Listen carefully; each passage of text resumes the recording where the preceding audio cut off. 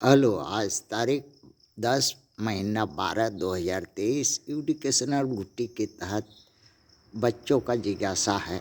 आज जो देख रहा है बच्चे वही पूछा है, जानना चाहा है कि सर्वजन जन सुखाय पार्टी, सर्वजन हिताय पार्टी पहले की बहुजन समाज पार्टी में नया वारिस सुश्री कुमारी बहन मायावती जी आकाश आनंद को आज चुन ली हैं और अब बहुजन समाज तो कांसीराम के साथ ही चल गया। हाँ, अब सर्वजन सुखाय सर्वजन हिताय पार्टी कैसे काम करती है ये तो समय ही बताएगा। और 2 बार 3 चांस है प्रधानमंत्री बनने का 2024 में।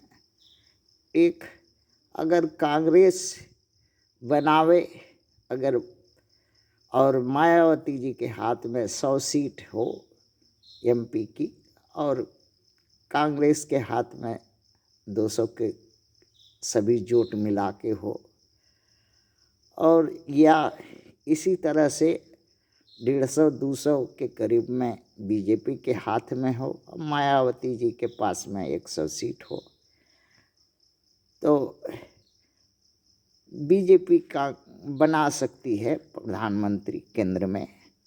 और तीसरा एक विकल्प ये है कि 200 सीट के करीब मायावती जी जीत ले और 131 जो एसटी एससी के हैं वो एमपी लोग समर्थन कर दें तो हो सकता है केंद्र में प्रधानमंत्री बन सकती हैं। और बच्चों ने कहा कि बीमार कांसीराम को बंदी बनाकर अपने आवास पर उनका इलाज करके मार दी और बहुजन समाज खत्म है। अब उसके जगह पर सर्वजन हिताय सर्वजन सुखाय समाज है। अब उनका जिम्मेदारी नया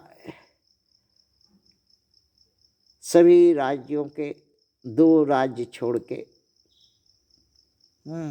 पूरे भारत भर में 26 राज्यों का जिम्मेदारी आकाश आनंद के कंधे पर आई है।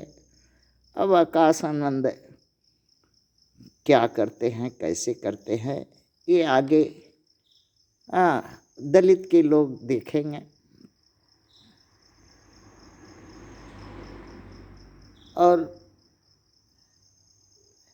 जो है ये मन में तो मलाल रह ही जाएगा कि अगर 2022 में कांग्रेस में अगर बीएसपी का विलय कर दिया होता तो अध्यक्ष कांग्रेस का राष्ट्रीय अध्यक्ष बन गई होती और कांग्रेस अच्छा परफॉर्म करके गद्दी पर बैठा दी होती, या बीजेपी के साथ गठजोड़ कर लेने से हो सकता है 50-60 सीट या 100 सीट निकल आती।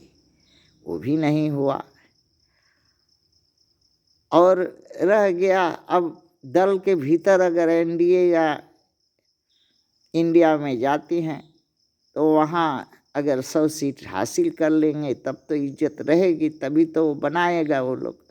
वहाँ भी कोई चांस नहीं दिखाई दे रहा है। अब आगे राजनीति किस करवट होगी ये तो समय बताएगा।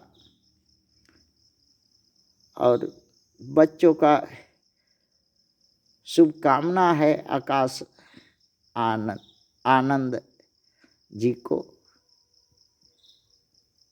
और दुख भी है कि ऐसा मौका नहीं दिखाई दे रहा है कि बहन कुमारी मायावती जी को भारत का 2024 में प्रधानमंत्री बनते या बैठे देख सके, ऐसा दिखाई नहीं दे रहा है बच्चों को।